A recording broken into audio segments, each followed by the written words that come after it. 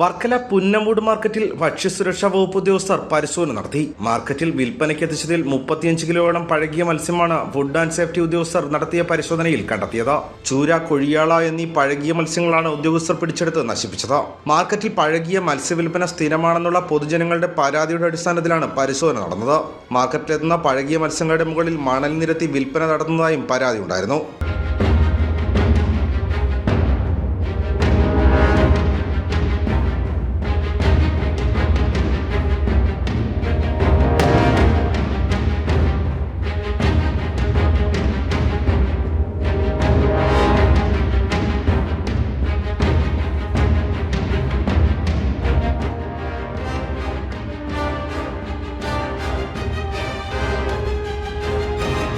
Food and safety Varkala circle officer doctor Praveen ആർപിയുടെ നേതൃത്വത്തിലായിരുന്നു പരിശോധന.